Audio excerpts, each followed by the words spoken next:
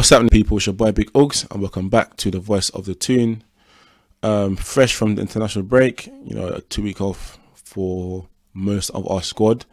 Newcastle United are back in the Premier League today at home, and we play Crystal Palace in the 3 p.m. kickoff.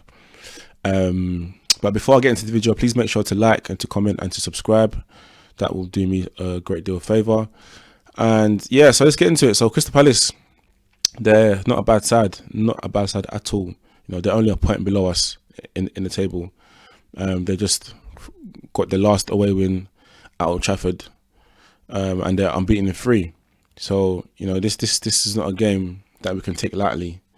This is a game that we have to go in there and pay them respect. Not respect, but understand that they're a good side. So we can't just expect to win. We've got to put in a performance that's worthy of us winning.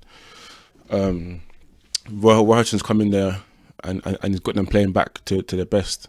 So this game for us is a game where in previous seasons, we've seen many draws. I think last season we played them 3 times, twice in the league and once in the League Cup, right? And it was 0-0 draws, all 3 of them. We beat them in the League Cup on penalties. So this has a draw written all over it, but I'm not going for a draw. I do believe we've got this time round, we've got the better squad, we've got better players, better quality players, we've got players coming in who weren't available for our last game against West Ham. So, I do feel like the edge is with us, and as long as we go out there, keep putting in the performance that we know that we can, and we've had the rest now, so we should find our intensity again against West Ham. I believe we were a bit off that in the first half, and for me, I understand it because we played PSG a few days before and we beat them 4-1. So at West Ham I was there and I could see that, we were a bit tired. So we've had a rest now. So we should be able to now find our level, and get the 3 points. This is a game that I believe we can win. We got players coming back. Anthony Gordon, who was suspended for West Ham, he's back into the picture. Callum Wilson, who was struggling for fitness against West Ham, he come on in probably the last 5 minutes. He could have come on earlier, but for me that was an indication of how not fit he was at the time.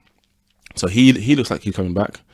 And Sandro Tonali, I believe he's still available to play after the negative media surrounding him, and he's betting allegations, and he's admitted to betting on AC Milan games, something that he knows that he can't be doing.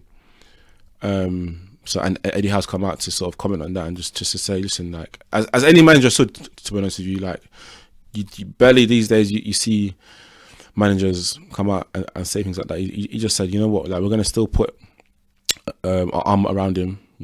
As a club we're going to support him, and as fans too, we will still back him regardless, because he's our player. So he's now our problem. He's our responsibility. So we just got to make it into a positive one and support him.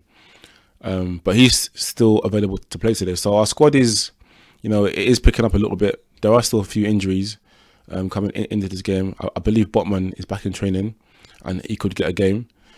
And for me, it will make sense to play Botman because it gives him some minutes ahead of Dortmund, which for me is going to be another interesting game at home in Champions League. But Botman, he's back in training, for me, can get some minutes in.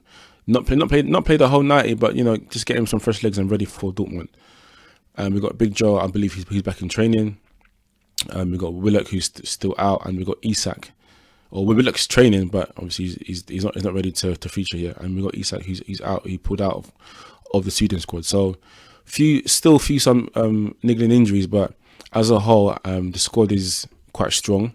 We do have good depth as well. So this is the time, because we're getting into a busy period again. Like we had a busy period in the last final games where for us we were unbeaten, but we've got Palace now, and then we've got Dortmund, then we've got Wolves, then Man United in the League Cup, then we've got Arsenal at home, then Dortmund again, then Bournemouth, and then we have another international break. So there's games, two games a week now for the next probably three weeks or 4 weeks. So it's going to pick up again. So this is where the squad is going to be tested. The boys' energy levels we've got to maintain our levels and pick up points. And so the game today against Palace is an opportunity for us to get 3 points. Yeah, they're only a point below us on the table, but like I said, our squad is better, and they're missing Eze, who's there probably their best player, their key player. He's vital in everything that they do. So without him, he's a big miss for them. But they still have players out there that are decent players. I think Austin Edward, he might not be fit, but he's their top goal scorer. They got Mateta, they got Decore in the middle. Michael Olise also is out. So so they're not at their fullest in terms of squad numbers and the players. So they are there to be gotten that we can beat them. But like I said previously, this game is historically known for 0-0 draws. So, but I'm gonna go for a win because I believe we just have the edge in quality, and plus we're at home, and we would want to, have some positive momentum going into the Dortmund game during the week. So this is an opportunity for us to create that for ourselves by getting the 3 points here and putting in a good performance. So with the injuries and with Tonali's media attention, the team that I would do today, I would obviously the back four. Obviously, Lascelles played against PSG, but I would do Nick Pope and go right back, Kieran Trippier, centre back, Fabian Schär, Botman. I'll start him if available. I'll start him just because he needs some minutes going into Dortmund. If he's not available and if he's still struggling for fitness, Lascelles has done a good job against PSG, and he's a skipper. So, and then Dan Burn, left back. And then centre mids, I will do Bruno in his normal position with Longstaff, and I wouldn't play Tonali. I would sort of bring him out of the limelight a little bit, even though this might be his couple last games. But yeah, I don't believe he needs the attention, so I'll probably bring him on. Big Joe doesn't look like he's ready to start. I wouldn't start him, so I'd probably do Elliot Anderson. And then out wide, Anthony Gordon's back in with Almiron on the right hand side, and up front, Callum Wilson. So that's the squad I'll do.